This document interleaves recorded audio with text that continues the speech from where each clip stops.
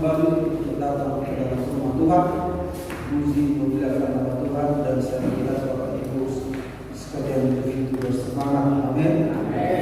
Haleluya, begitu antusias ya. Ini semua karena anugerah Tuhan. Mari kita lihat firman Tuhan pada hari ini. Efesus 5 ayat 1. Efesus 5 ayat 1. Mari kita baca sama-sama ayat ini. Hanya satu ayat. 1, 2, 3.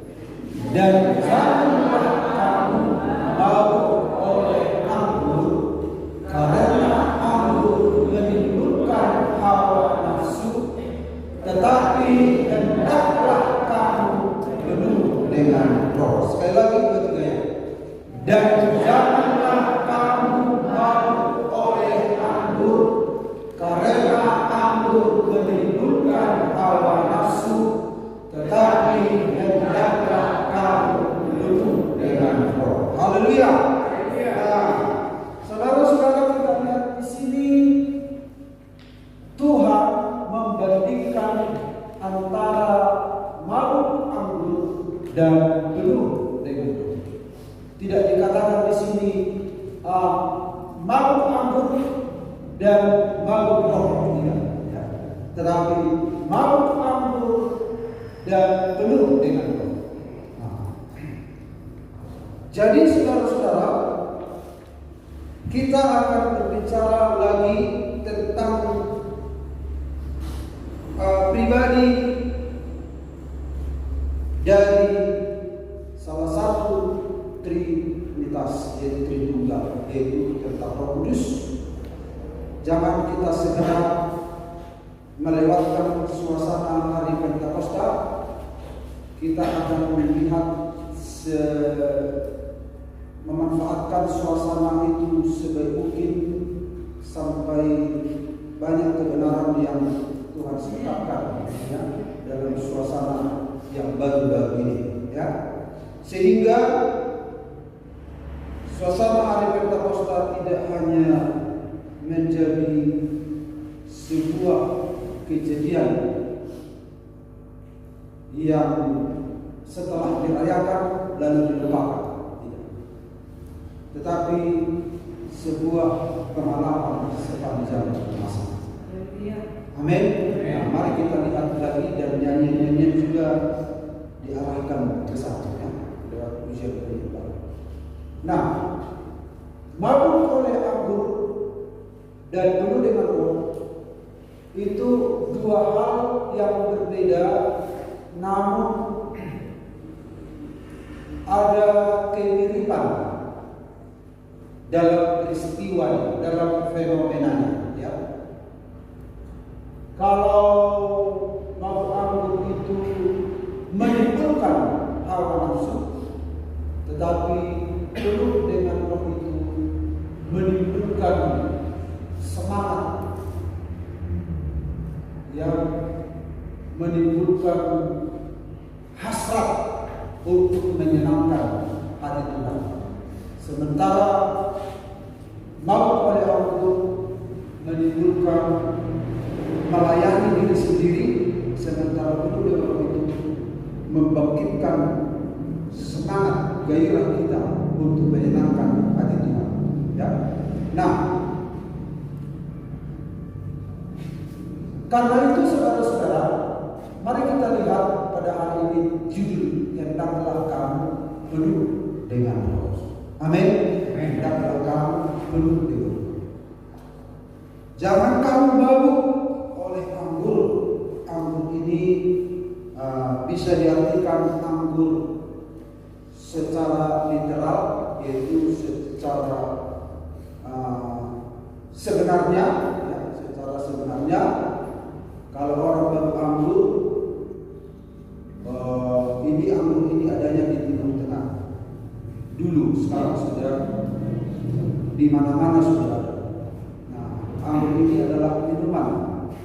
Kalau diminum melewati porsinya, dia akan bagus. Itu mirip dengan tuak. Ya. Yang bikin mabuk bisa anggur, juga bisa tuak, dan ada minuman-minuman lain. Nah, yang punya pengalaman mabuk tentu bisa cerita. Ada yang bisa cerita? Nah, kalau ditanya yang punya pengalaman tentang dipenuhi roh, pasti banyak cerita. Ya, nah, ada kemiripan, ya.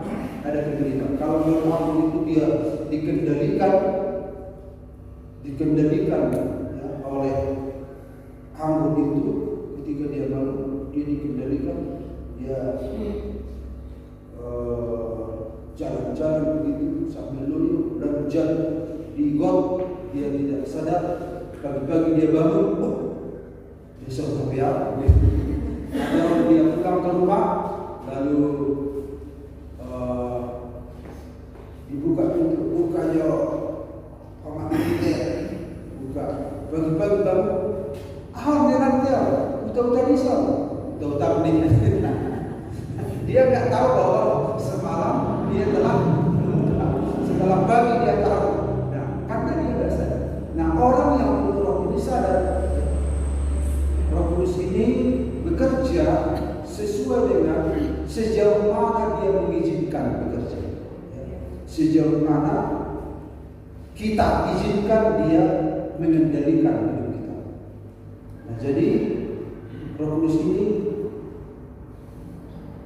dia menghargai hak asasi manusia, ya.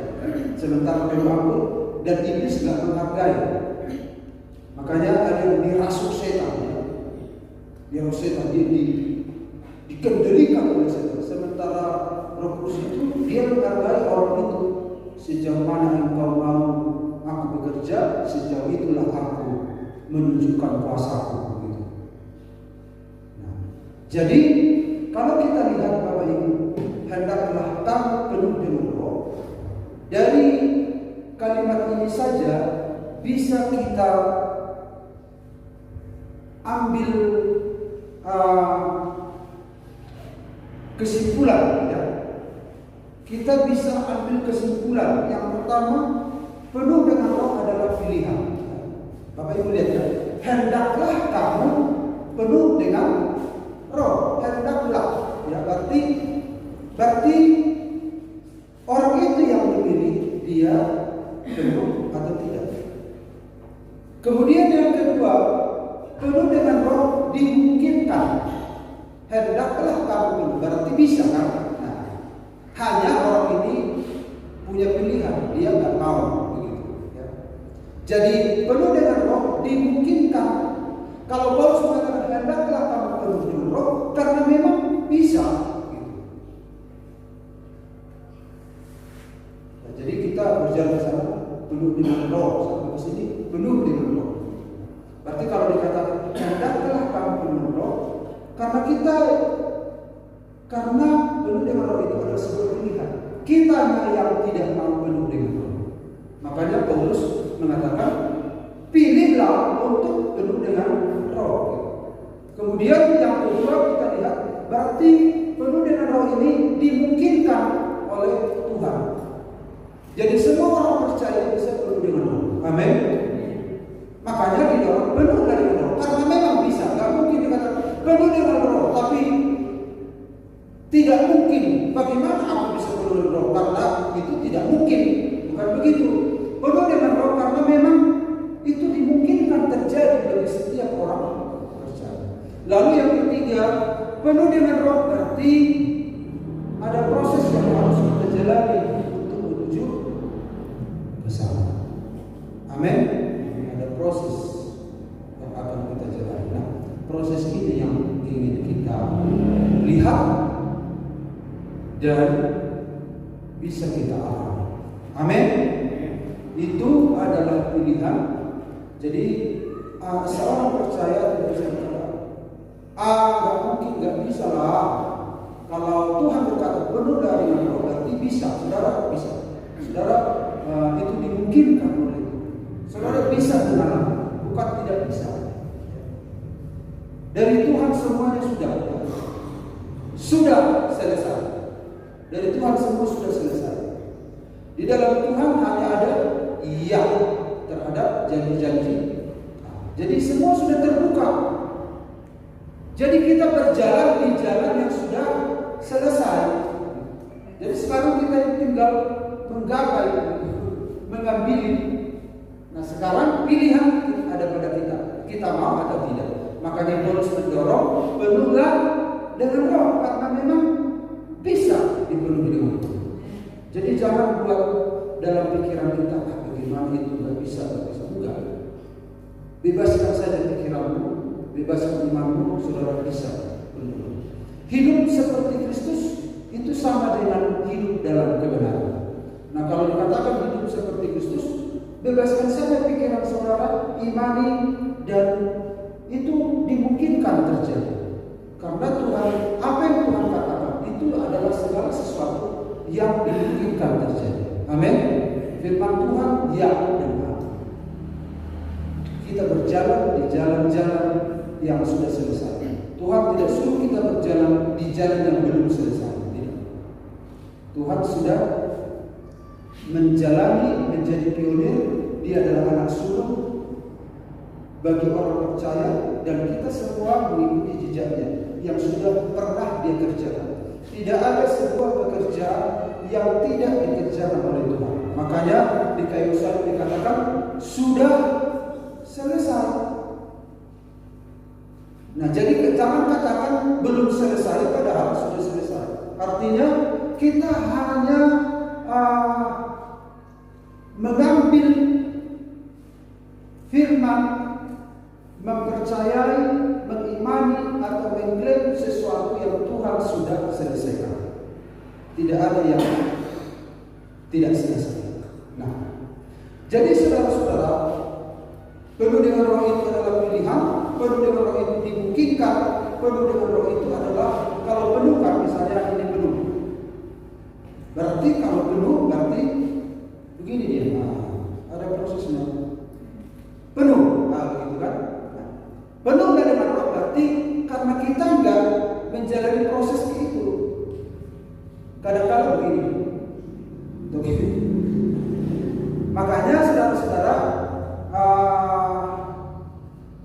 di dunia teknologi informasi yang terbuka sekarang sudah tidak heran lagi membandingkan antara pengajaran gereja lain dan gereja kita, antara agama juga. Di dalam dunia kekristenan ada dua golongan tentang baptisan Roh Kudus dan kepenuhan Roh Kudus. Di golongan Katolik, Protestan, Injili versus Pentakosta Karismatik. Ini kedua ini saling apa ini? Saling menyampaikan argumennya, dan argumen ini tentunya tidak membuat sebuah perkelahian, tetapi bagaimana sebuah pengajaran itu bisa dipertahankan. Ya. Jadi kalau ada orang sakit hati saat berdebat, berarti enggak apa namanya itu. Nah sekarang sudah terbuka ya. Kedua kubu ini, saudara-saudara, kubu yang ini berkata bahwa semua orang percaya kepada Yesus sudah dibaptis Roh Kudus. Sejak Roh Kudus datang, semua sudah dibaptis Roh Kudus. Tetapi kubu yang ini mengatakan semua orang percaya belum dibaptis Roh Kudus. Nah kan sangat berbeda kan. Jadi mereka karena mereka sudah berpikir sudah dibaptis Roh Kudus, ya apa yang kita kerjakan itu tidak masuk akal mereka. Karena memang sudah mereka mengklaim sudah dibaptis oleh Roh Kudus, semua gereja sudah. Sementara kubu kita belum. Nah ketika kubu ini mengatakan ketika orang percaya dibaptis Roh Kudus, itu dibaptis sekali untuk seumur hidup.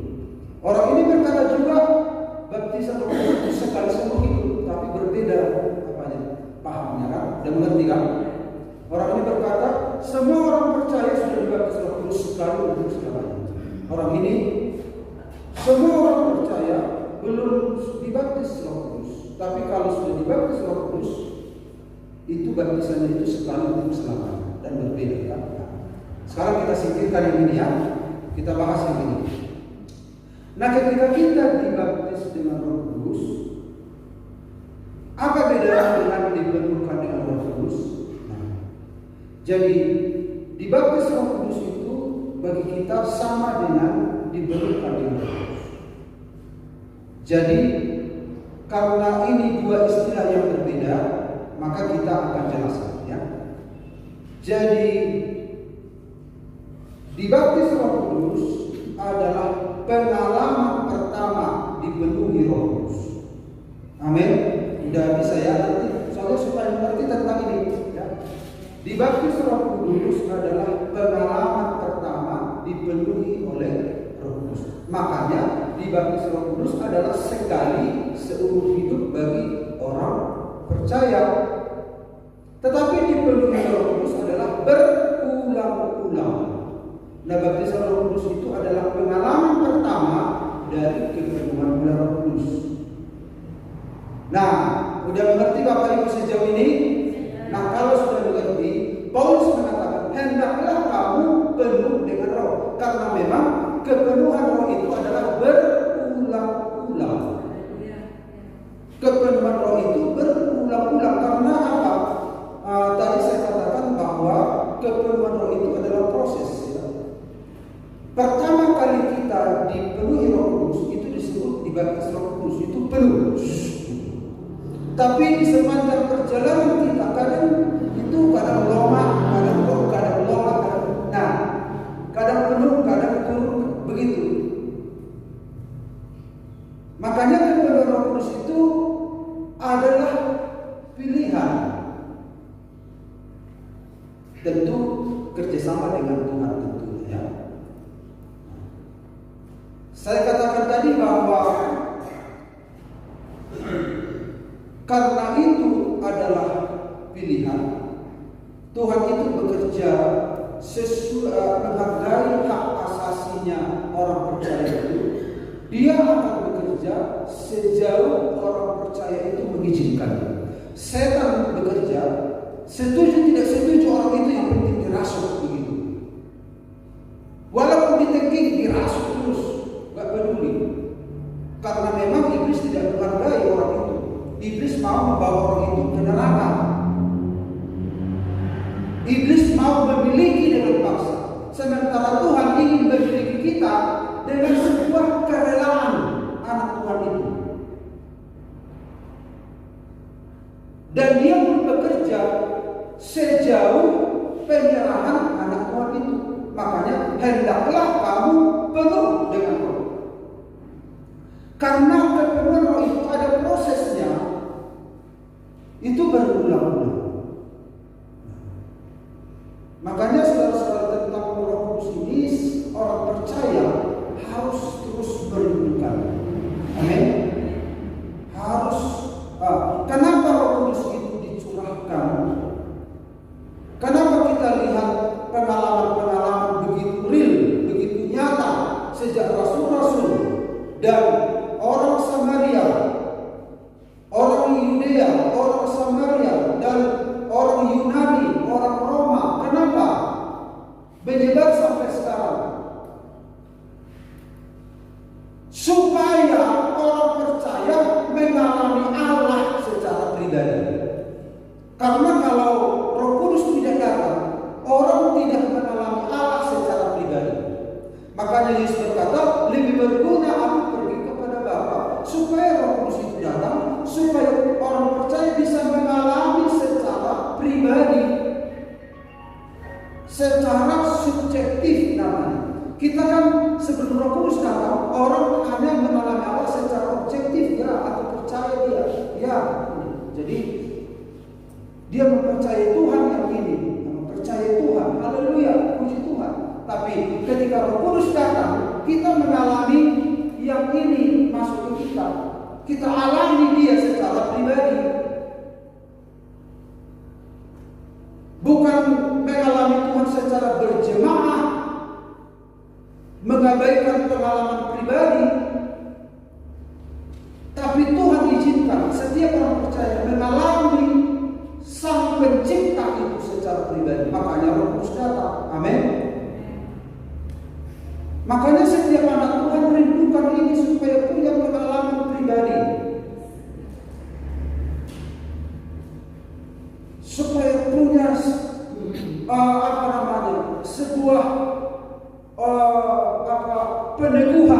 sebuah peneguhan yang dalam bahwa Allah itu hidup.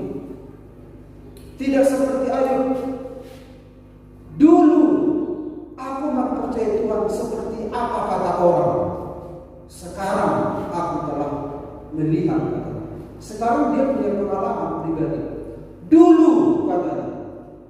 Jadi jangan sampai orang mempercayai Allah karena apa kata orang, apa kata ahli, apa kata bapak gereja, tapi punya pengalaman pribadi. Karena Allah memperlakukan kita secara pribadi. Amin. Dia juga menciptakan kita secara pribadi, tidak secara massal. Lalu masuk lagi keluar 100 orang, keluar 100 orang, 200, 300, sekali produksi banyak orang, enggak satu-satu. Engkau menenun aku dalam kandungan ibu. Engkau menghitung tulang-tulangku. Engkau mengerti ketika aku duduk, berdiri, berbaring. Jika aku pergi ke langit, engkau ada. Jika aku pergi ke sana, engkau ada. Berapa miliar orang yang dikejar-kejar Tuhan? Kalau aku ke sana, engkau ada. Serentak orang ke sana, tapi Tuhan ikuti semua. Karena Dia adalah Allah yang adalah Roh. Dia ingin orang percaya mengalami secara pribadi. Amin. Makanya rindukan terus kehadiran Roh Kudus ini. Bukan hanya sebuah perayaan setelah itu lewat, tidak. Karena ini adalah sebuah kebutuhan. Haleluya. Katakan kiri kanan, betul itu. Baik, hendaklah kamu penuh dengan Roh. Yehezkel 47 ayat 1 sampai 12. Mari kita lihat. Kemudian Ia membawa aku kembali ke pintu bait suci, dan sungguh ada air keluar dari bawah ambang pintu bait suci itu dan mengalir menuju ke timur, sebab bait suci juga menghadap ke timur, dan air itu mengalir dari bawah bagian samping kanan dari bait suci itu, sebelah selatan Mesbah. Lalu diiringinya aku keluar melalui pintu gerbang utara, dan di bawahnya aku berkeliling dari luar menuju pintu gerbang luar yang menghadap ke timur. Sungguh air itu membual dari sebelah selatan. Sedang orang itu pergi ke arah timur dan memegang tali pengukur di tangannya. Ia mengukur 1000 hasta dan menyuruh aku masuk dalam air itu, maka dalamnya sampai di pergelangan kaki. Ia mengukur 1000 hasta lagi dan menyuruh aku masuk sekali lagi dalam air itu. Sekarang sudah sampai di lutut. Kemudian ia mengukur 1000 hasta lagi dan menyuruh aku ketiga kalinya masuk ke dalam air itu. Sekarang sudah sampai di pinggang. Sekali lagi ia mengukur 1000 hasta lagi. Sekarang air itu sudah menjadi sungai di mana aku tidak dapat berjalan lagi, sebab air itu sudah meninggi sehingga orang dapat berenang, suatu sungai yang tidak dapat diseberangi lagi. Saudara-saudara, kita lihat ini adalah tulisan dari Yehezkel tentang dari bait Allah keluar air dari bait Allah. Jadi saudara-saudara, Yehezkel disuruh diukur 1000 hasta pertama, dalamnya semata kaki. Kemudian dia baju melangkah lagi, dalamnya dia baju 1000 hasta lagi ketiga, dalamnya sepinggang. Kemudian 1000 hasta lagi, sudah tidak bisa berjalan lagi. Cocoknya berenang.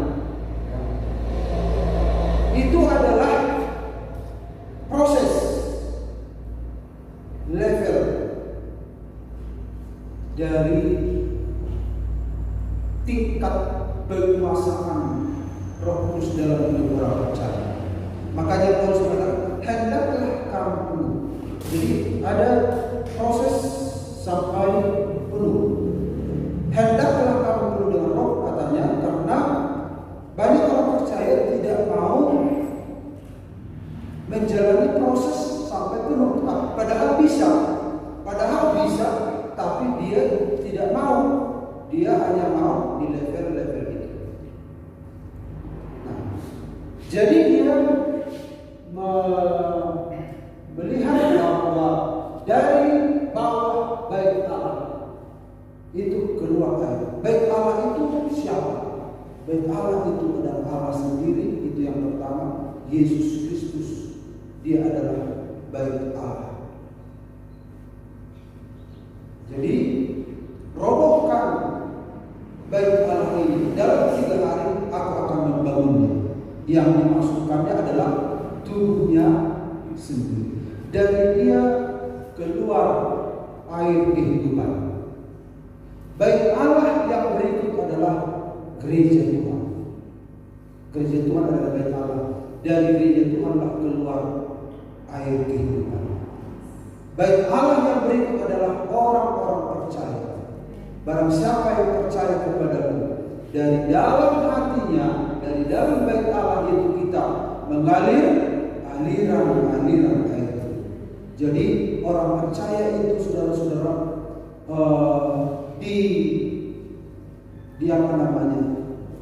dibuat Tuhan sebagai gambaran dirinya. Ya. Jadi bait Allah itu adalah Allah sendiri, Yesus Kristus, kemudian orang-orang percaya dan gereja secara umum dan orang percaya pribadi secara khusus. Organisme. Jadi gereja itu adalah organisasi juga, tetapi organisme juga, yaitu setiap orang. Dari dalam diri kita lah mengalir aliran air itu dari dalam hati kita. Ada proses, ada level-levelnya. Mari kita lihat ya. Jadi ini adalah bait Allah di Yerusalem. Dari bawah mengalir air, ya. Dari bawah, dari celah bait Allah itu mengalir air. Nah, dalam 1 Korintus 3:17, sebab bait Allah adalah kudus dan bait Allah itu ialah kamu. Air itu adalah kehidupan. Biar apa namanya lagu? Kehidupan memancar senantiasa. Ada bagian ayat lagu ini siapa tahu? Supaya kehidupan memancar senantiasa. Dan kalau memancar kehidupan dari orang percaya, apa yang terjadi? Nanti kita lihat ayat selanjutnya. Kemana air itu mengalir, semuanya hidup. Kemana air itu mengalir, semuanya hidup. Bahkan laut asin, laut mati jadi hidup. Di laut asin tidak ada ikan, tetapi ketika air itu mengalir ke sana, justru banyak ikan-ikan. Ada kehidupan, ada pohon-pohon. Nah, kita akan melihat air kehidupan ini adalah Roh Kudus itu sendiri. Makanya Paulus mengatakan, hendaklah kamu penuh dengan Roh. Nah, mari kita lihat Bapak Ibu, 4 tingkat penguasaan Roh Kudus dalam kehidupan orang percaya. Berapa? 4. Nah, dalam waktu 35 menit ini saya akan mencoba menjelaskan keempat ini ya. Nah, 4 tingkat penguasaan Roh Kudus dalam kehidupan orang Kristen. Kita semua adalah orang Kristen, orang percaya. Di dalam diri kita ada Roh Kudus. Amin. Amin. Karena tidak ada seorang pun yang berkata terkutuklah Yesus.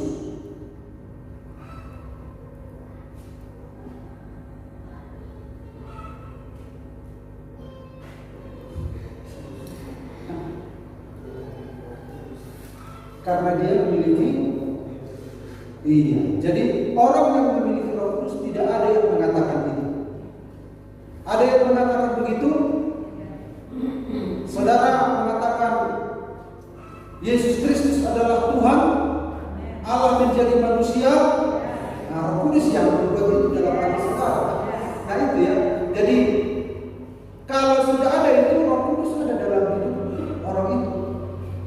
Bapak Ibu lihatlah agama-agama. Mereka menyangka.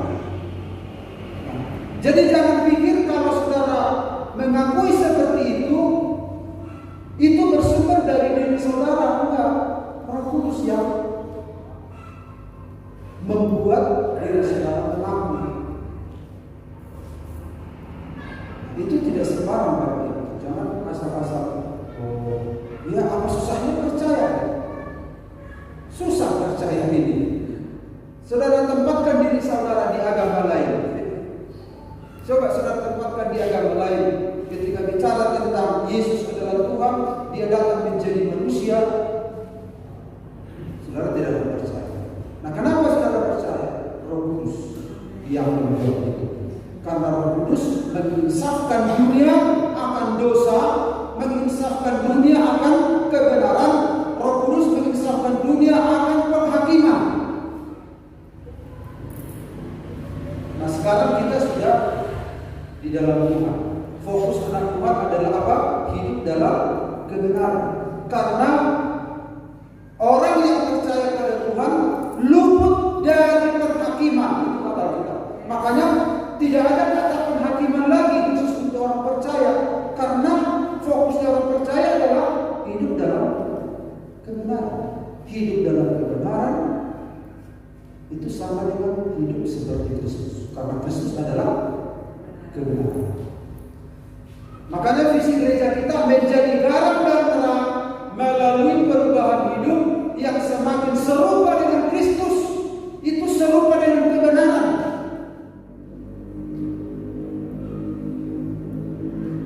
Amin.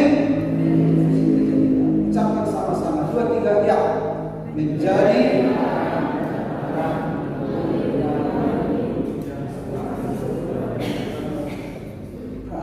ada gambar ya, itu ya. Nah, jadi kalau ini visi gereja ini kuat ini ya. Jika tidak ada visi, lihatlah aja. Jika tidak ada visi, lihat. Ini visi gereja kita, berubah hidup yang semakin serupa dengan Kristus, serupa dengan kebenaran. Itu fokus membawa kita kepada kebenaran. Nah, 4 tingkat perkuasaan Roh Kudus dalam kehidupan orang Kristen. Yang pertama kita lihat, saudara-saudara, Yesaya 47 ayat 3, sedang orang itu pergi ke arah timur dan memegang tali pengukur di tangannya. Ia mengukur 1000 hasta dan menyuruh aku masuk dalam air itu. Maka dalamnya sampai di pergelangan. Ini Yesaya. Jadi kalau kita dibaptiskan, kita masuk ke dalam air. Kalau kita dibaptis Roh Kudus, kita masuk ke dalam Roh Kudus. Dan sekaligus juga, kalau kita dibaptis air, kita masuk ke dalam air. Tapi air masuk dalam kita? Enggak. Tapi kalau Roh Kudus membaptis kita, kita masuk ke dalam Roh Kudus. Roh Kudus mulai memenuhi kita. Di luar dan dalam, luar dalam. Kalau dibaptiskan hanya di luar. Kalau Roh Kudus, kita masuk ke dalam Roh itu dan Roh itu masuk ke dalam kita. Seberapa jauh kita masuk ke dalam Roh itu segini, tingkat wadah kita pun dipenuhi segitu. Makanya baptisan dan kepenuhan itu sama. Nah, saya tunjukkan. Ini yang pertama, Kristen perjalanan kaki. Nah, saya tunjukkan ini wadah, ini gelas. Ini gelas. Nah, sekarang airnya segini ya. Nah, ini di luar, ini di dalam. Makanya baptisan dan kepenuhan itu sama. Hanya baptisan itu sekali, namun kepenuhan berbeda.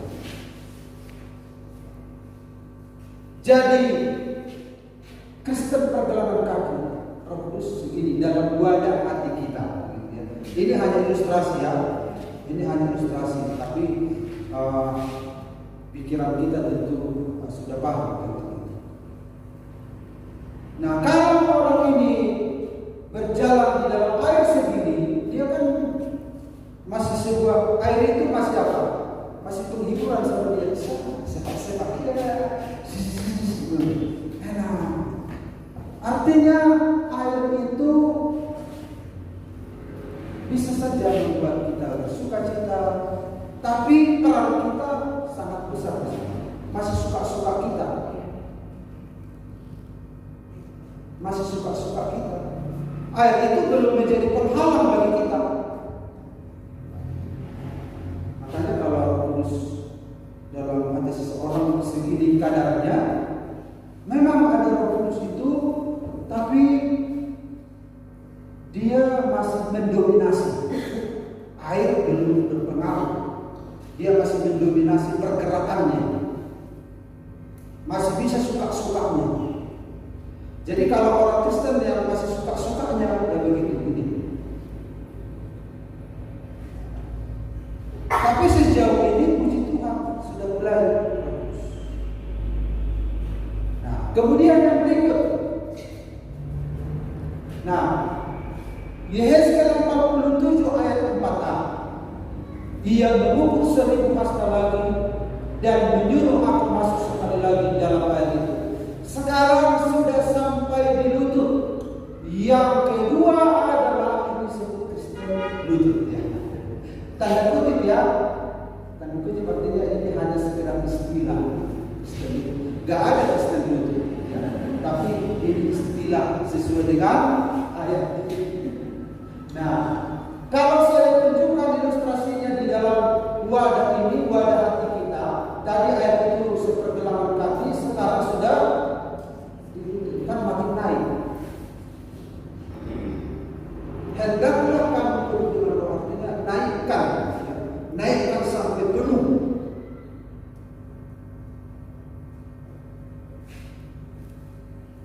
Ini adalah wadah kosong. Di wadah kosong ini memang kosong, tapi banyak dosa-dosa. Contoh, angin semua. Amin. Bisa saudara mengeluarkan angin dari wadah itu? Bisa? Dielus bisa kan? Nah, bisa kan? Tidak bisa. Tetap ada. Bagaimana caranya supaya angin itu keluar? Diisi air. Nah, kalau airnya masih segini, masih ada darahnya.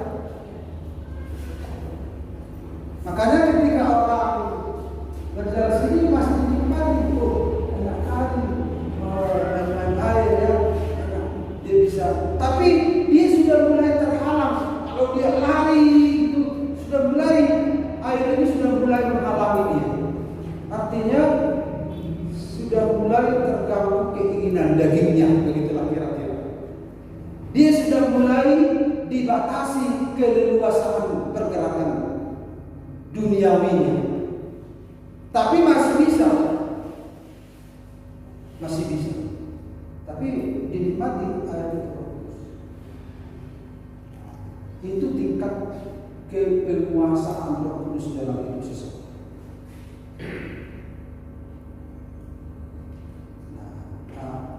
Adakah di sini yang seperti ini? Nah, ini adalah cara untuk mendeteksi ya. Jadi kalau Bapak Ibu memang haleluya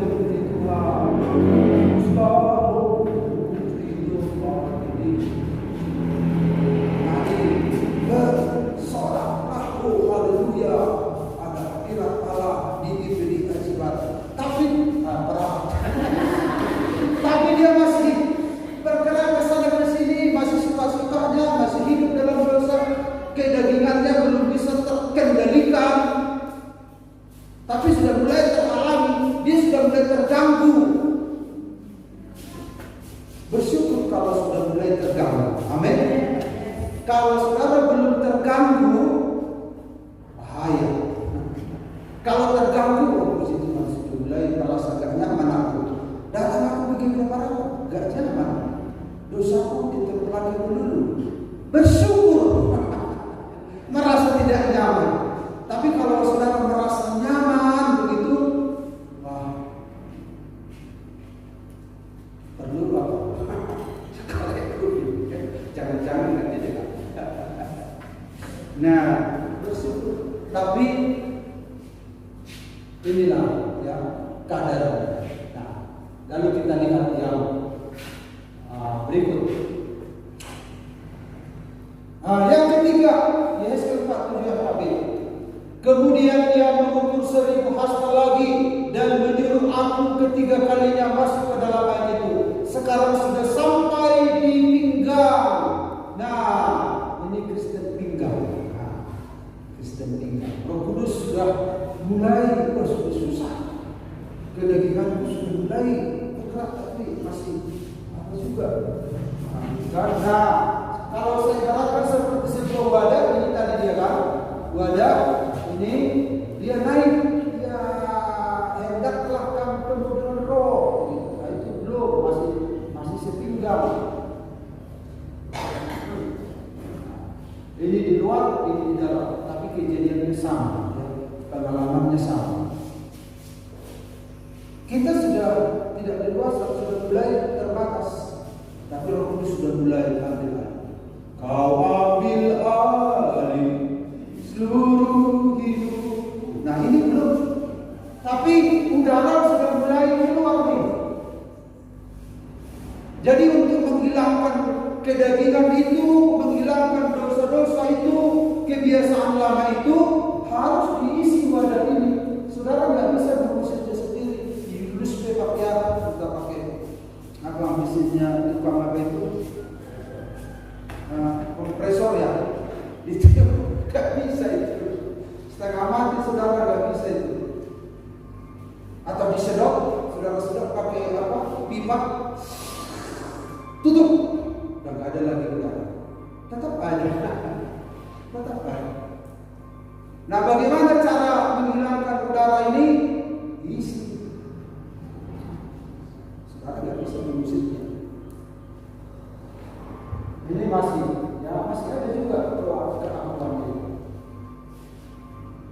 Tapi sudah mulai kedagingannya sudah mulai tidak nyaman. Lalu jadi kalau saudara merasa sudah tidak nyaman, saudara melakukan sesuatu, kenapa Allah? Kenapa? Kamu masih ada? Karena cocok dia merasa, kamu tidak tahu dulu. Ada sekali kan beda. Alhamdulillah, merasa tertuju begitu. Sudah mulai dan naik level, dan mulai naik kadar. Ini Kristen pinggang. Ya. Kemudian level yang keempat, level yang terakhir adalah Yesaya 47 ayat 5. Sekali lagi ia mengukur 1000 hasta lagi. Sekarang air itu sudah menjadi sungai di mana aku tidak dapat berjalan lagi. Sebab air itu sudah meninggi sehingga orang dapat berenang. Suatu sungai yang tidak dapat diseberangi lagi. Yang terakhir adalah Kristen berenang. Ini level kalau dikatakan saya ilustrasikan ini, dia sudah penuh ya, penuh hidup. Nah, ketika kita katakan penuh hidup, kita yang sudah menjalani proses itu, hendaklah kamu mengerti karena kita yang mengambil keputusan itu. Kalau Tuhan itu ya dari pihak dia udah standby, kita nih. Nah, udaranya kan nggak ada lagi. Nah, dikatakan di sini sekali lagi yang mengukur 1000 hasta lagi. Sekarang air itu sudah menjadi sungai. Sungai itu mengalir.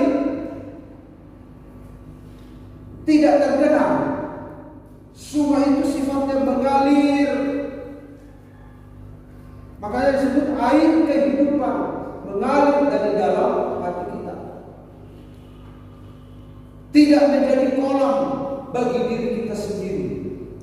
Kolam itu airnya nggak berganti, tapi air ini mengalir. Kenapa? Karena punya sumber.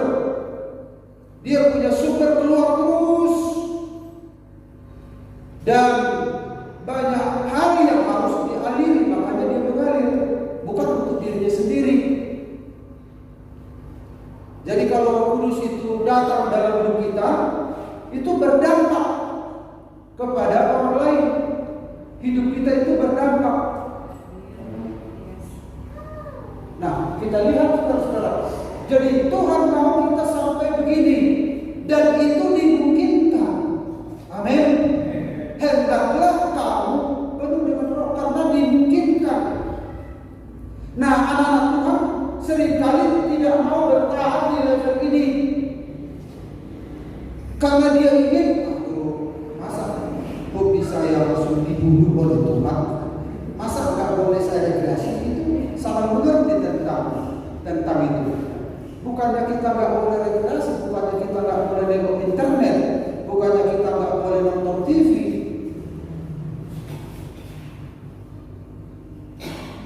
Itu perlu minta roh pengertian. Orang dewasa itu dia langsung mengerti. Makanya dalam Tuhan itu ada kemerdekaan. Bahkan anak-anak Tuhan pun, kalau waktu ibu lihat di TV orang-orang Kristen, bisa dinikmati semua bersama dengan Tuhan, semua hobi-hobi itu. Tapi bukan hobi itu yang membuat dia jauh. Di Bapak Ibu lihat pernah di U Channel itu, para atlet itu dia orang berselancar. Tuhan bagaimana berselancar yang bagus, sampai berselancar pun ditolong Tuhan. Bukannya mengulang, ya. Mungkin sudah berpikir mencakul itu pekerjaan yang bagus. Masa berselancar? Mana ada uang dari situ? Itu memboroskan waktu. Malah berselancar pun ditolong Tuhan. Begini caranya, ikuti gelombang itu. Dia berselancar pun dipimpin Roh Kudus. Makanya dia juara jadi berselancar. Akhirnya dia nikmati. Puji Tuhan, haleluya. Begitu ya Tuhan. Jadi dia di bawah Tuhan, di gelombang itu. Artinya Tuhan itu menikmati hiburan bersama. Bukan berarti Tuhan langsung membungkam kesenangan kita. Justru kita makin dewasa memilah-milah apa yang menjadi kehendak Tuhan. Karena kita ini kan anaknya, dia Bapa. Tidak ada Bapa itu memata-matai kita. Itu witik jema, Bapa. Ikarizona.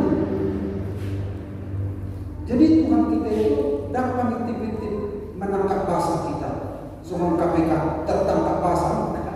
Tuhan itu kita hidup dalam Dia, kita bergerak dalam Dia kita ada. Untuk apa Dia memata-matai kita? Dia tahu semuanya. Tapi ketika Roh Kudus itu memenuhi hidup kita dipimpin sesuai dengan keinginan hati. Kalaupun ada keinginan kita, bukan keinginan daging lagi, tapi sesuai dengan kehendak. Sesuai kehendak. Permintaan kita pun sesuai kehendak. Semua sesuai kehendak.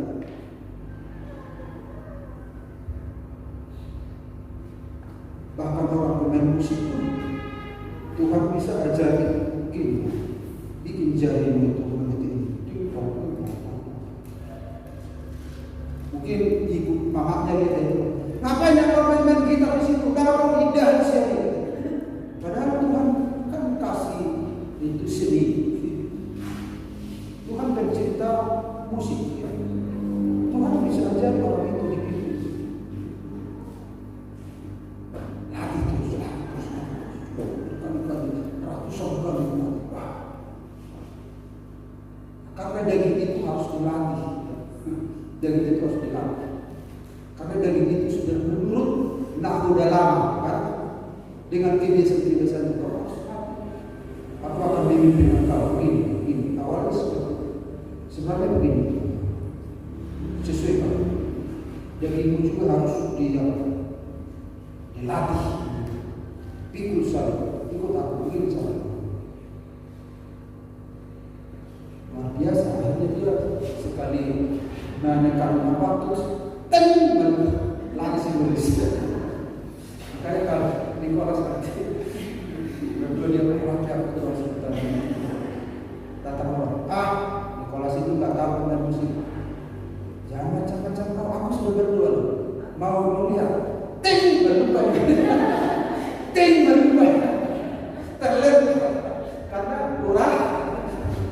Jadi semua perbaikan kita, kehidupan aktivitas sehari-hari, Tuhan mau kita mencapai kemaksimalan yang sama. Karena Allah itu sifatnya menang, menaikkan derajat kita, menaikkan ke level semula, dan Roh Kudus yang menolong kita. Jadi ini yang harus kita pertahankan, ya. Pertahankan. Nah, dan kalau saudara berbisnis begitu, semua berbisnis, bertiga-tiga, bertani, apapun pekerjaan kita, Tuhan mau menolong kita di sini. Ya. Makanya hendaklah kau kemudian. Jadi penuh dengan itu, penuh dengan Allah. Allah itu hikmatnya, kekuatannya, kesabarannya, sukacitanya itu akan mendominasi kehidupan kita, mengendalikan, memimpin kehidupan kita. Dan dikatakan apa saja yang diperbuatnya berhasil. Allah pernah gagal? Enggak. Dia tak pernah gagal karena dia Allah. Allah pernah gagal? Enggak pernah. Jadi kalau kuasa Roh Kudus itu memenuhi hidup kita, kita akan melakukan perkara-perkara besar. Amin. Dengan cara apakah firman Tuhan digenapi? Bersama dengan Allah kami melakukan perkara-perkara besar. Yaitu dengan cara Allah memenuhi kita. Nah, kemudian ayat yang terakhir. Nah, akhirnya dari dalam hati kita mengalir aliran air hidup, mengalir. Dari dalam hatinya akan mengalir aliran air. Supaya kehidupan memancar senantiasa. Jangan sampai kematian memancar. Tajuruk ikhlalakna nabi sukacita malah jebrut. Dujuruk kita tidak lagi menjelek si meditur. Jadi ketika aku dekat jadi marah dia, berarti ada masalah dalam saya kan. Tapi kalau dia pas marah saya dekat, berarti saya mengalirkan kehidupan. Ada yang positif. Orang ini tadinya baik-baik, dengar-dengaran, tunduk. Setelah dengar dengan kita, gaya pemberontak, gaya mengalau. Ada apa dengan kita? Nah, makanya kalau ada air kehidupan mengalir, orang yang memberontak, mengalau, juga bau, akhirnya dia punya ke rumah orang itu. Nah, mau aku mau cuci piring ya? Masih mengakon. Nah, ini sebenarnya majologi akin. Oh, ternyata dia baru dekat dengan si Grace. Karena Grace apa? Mengalirkan air kehidupan. Nah, yang terakhir ayatnya.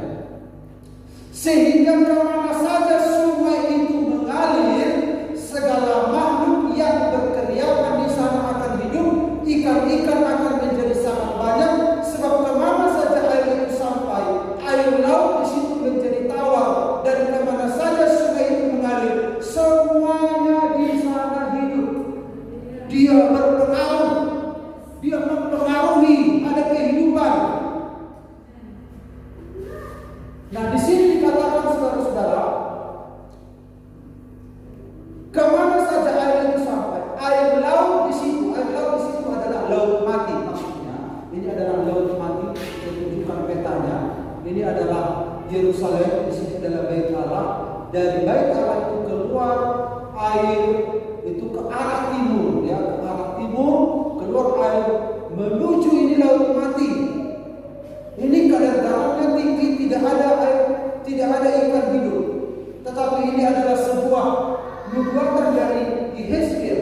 Ketika air itu mengalir, justru ada ikan lagi, ada kehidupan yang mati jadi hidup.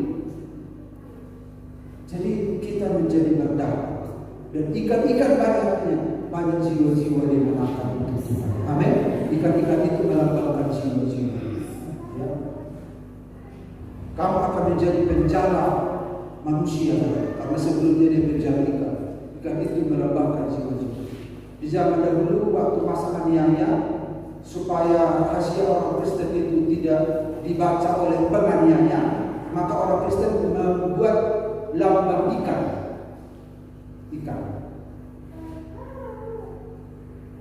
Ikan itu adalah orang percaya. Ada kepanjangan iktus, ya saya lupa kepanjangannya, tapi itu lambang orang percaya ikan. Satu waktu kita masih kontrak di terminal, ibu mertua saya punya Fani berdoa, Tuhan,